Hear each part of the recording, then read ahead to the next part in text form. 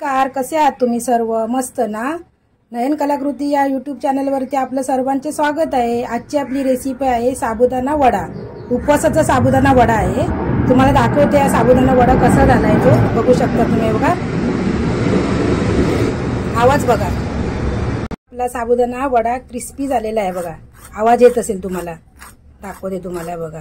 आणि आतून पण असा फ्लफी झालाय आणि बघा कुठेही तेलकट वगैरे झालेला नाही बघा, बघू शकता तुम्ही। बघा आतून बघा तुम्ही किती छान झालाय तो बघा। दोन्ही साइडने दाखवते तुम्हाला बघा किती कसा छान झालाय बघा। मस्तपैकी असा म्हणजे गिजगिजीत वगैरे झालेला नाहीये, बघू शकता तुम्ही। ही रेसिपी पाहण्यासाठी चला तर मग आपण सुरुवात करूया रेसिपीला। नमस्कार, आज पहा आपल्याला साबुदाणा वडा बनवायचा आहे। त्यासाठी बघा मी इथे 1 वाटी साबुदाणा घेतलेला आहे, बघू शकता तुम्ही। 1 वाटी साबुदाणा घेतले। हे पहा आपण 2-3 पाण्याने ते साबुदाणा धुवून घ्यायचे आहेत।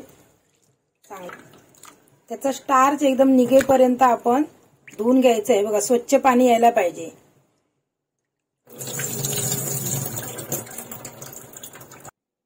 हे पहा आपण आता पाण्यात भिजत घातलेत साबुदाणा। 7 ते 8 तासासाठी आपण भिजून घ्यायचे आहे ते बघा। हे पाणी किटपर्यंत ठेवलंय बघा मी।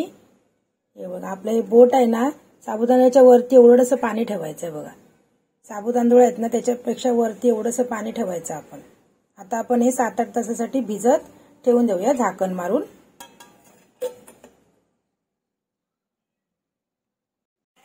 हे पहा आपण साबुदाणा 8 तासासाठी भिजत घातले होते बघा। किती छान मोकळे झालेत बघा, बघू शकता तुम्ही।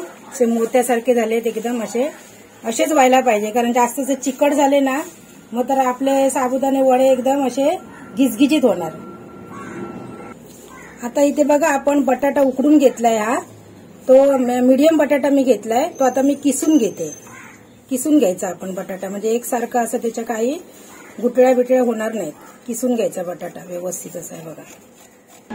हा पहा आपला बटाटा चांगला उकडून झालेला आहे। आता आपण याच्यात टाकून घेऊया बटाटा। हा एकच बटाटा घेतलाय मी, किसलेला बटाटा आता याच्यात टाकलाय मी, उकडून घेतलेला होता तो। आता आपण याच्यामध्ये 3 चमचे मी बघा शेंगदाण्याचं कूट टाकणार आहे। म्हणजे साधारण पाव वाटी मी टाकणार आहे शेंगदाण्याचा कूट। हे सर्व साहित्य तुम्हाला डिस्क्रिप्शन बॉक्स मध्ये बघायला मिळेल।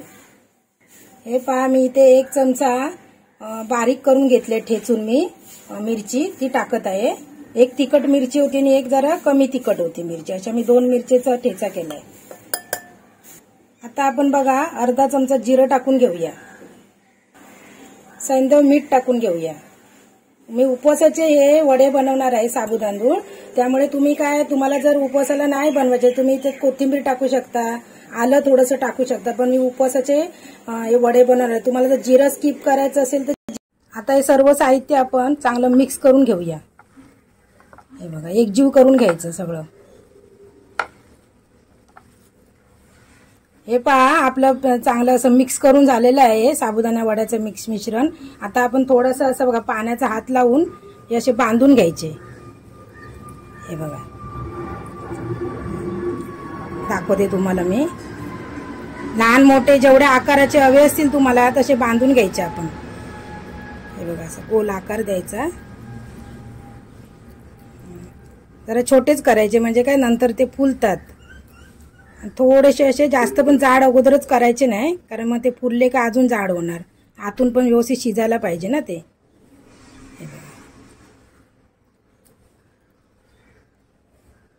असे एवढे करून घेते मी। हे पहा असे मी बांधून घेतलेत। आता मी ते तळून घेते। त्यासाठी बघा इथे मी कढई ठेवली आहे, कढईमध्ये तेल टाकलंय आणि ते गरम करत ठेवलंय मी। अगोदर आपण तेल चांगलं गरम करून घ्यायचं, नंतर लो टू मीडियम वरती आपण ते तळून घ्यायचे आहेत। हे पहा आपण एक असं टाकून घ्यायचा।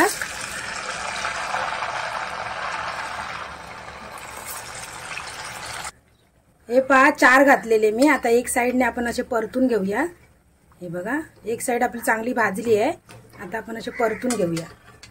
हे बघा किती छान असे फुगलेत आताच, बघू शकता तुम्ही।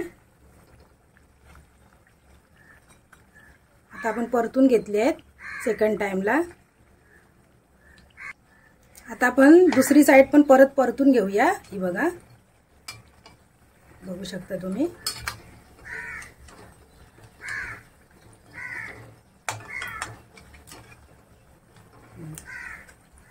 आता 2 मिनिटं आपण परत चांगलं शिजूया व्यवस्थित।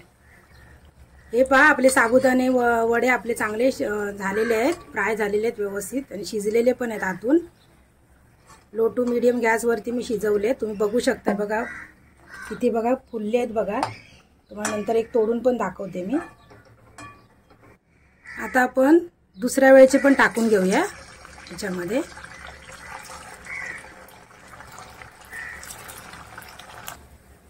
हे पहा, सेकंड बॅचचे पण मी तळून झालेले असे माझे साबुदाणा वडा, बघू शकता तुम्ही। हे बघा किती छान झालेत बघा, एकदम असे फुगीर असे आणि मस्त क्रिस्पी झालेले आहेत, बघू शकता तुम्ही। हे पहा, अशा प्रकारे आपले साबुदाणे वडे तयार झालेले आहेत उपवासाचे। ते आपण बघा या चटणी सोबत खायचे आहेत, बघू शकता तुम्ही। ही इथे मी शेंगदाण्याची चटणी बनवली आहे, ते शेंगदाण्याच्या चटणी आणि इथे गोड दही आहे।